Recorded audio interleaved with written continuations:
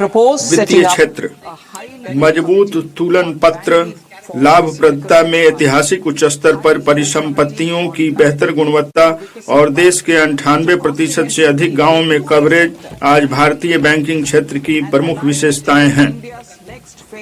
इस समय हम इस क्षेत्र के सुधार प्रेरित विकास पथ को जारी रखने के लिए जरूरी उपायों के भविष्यवादी रूप से मूल्यांकन करने के लिए बेहतर स्थिति में हैं। मैं वित्तीय स्थायित्व, समावेशन और उपभोक्ता संरक्षण को सुरक्षित करते हुए भारत के अगले चरण की विकास जरूरतों के अनुरूप इस क्षेत्र की व्यापक समीक्षा करने के लिए मैं विकसित भारत के लिए बैंकिंग पर उच्च स्तरीय समिति गठन करने का प्रस्ताव करती हूँ। ऋण संवितरण और औद्योगिक प्रौद्योगिकी अपनाने के लिए स्पष्ट लक्ष्यों के साथ विकसित भारत के लिए NBFC हेतु विजन तैयार किया गया है।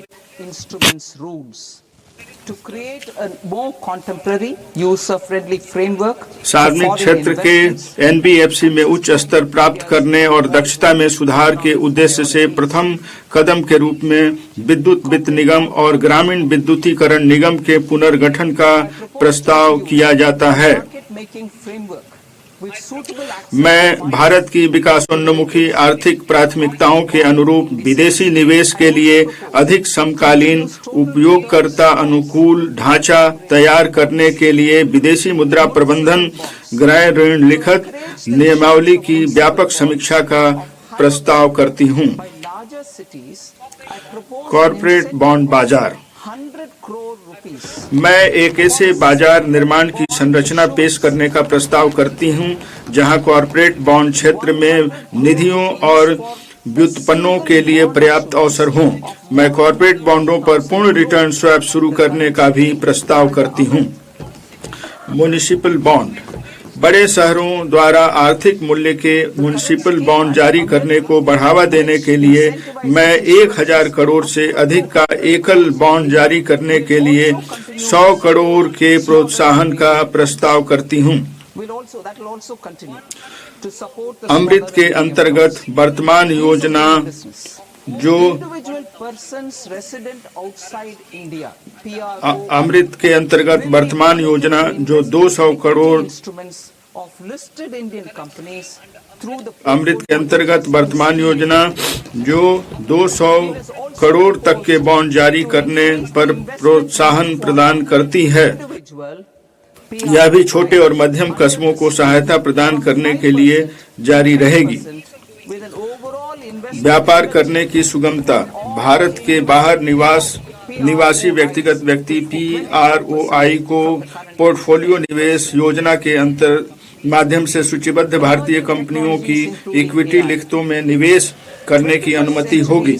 इस योजना के अंतर्गत सभी व्यक्तिगत PROI के लिए समग्र निवेश को वर्तमान के 10% से 24% करने के साथ किसी व्यक्तिगत PROI के लिए निवेश सीमा को 5% से बढ़ाकर 10% करने का भी प्रस्ताव है। AI सहित उभरती प्रौद्योगिकियां 21वीं सदी प्रौद्योगिकी प्रेरित है। प्रौद्योगिकी का अंगीकरण सभी लोगों के हित के लिए है। खेतों में किसानों, स्टेम में महिलाओं, कौशल वृद्धि के लिए इच्छुक युवाओं और दिव्यांग जनों के लाभ हेतु नए अवसर।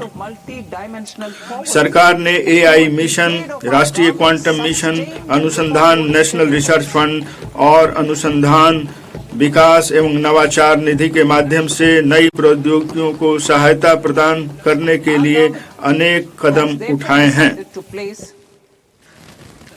हमारा दूसरा कर्तव्य आकांक्षाओं को पूरा करना और क्षमता निर्माण है। हमारी सरकार के एक दशक से सतत और सुधार उन्मुखी प्रयासों के माध्यम से लगभग 25 करोड़ लोग विभिन्न स्तरों पर व्याप्त गरीबी से ऊपर उठ गए हैं।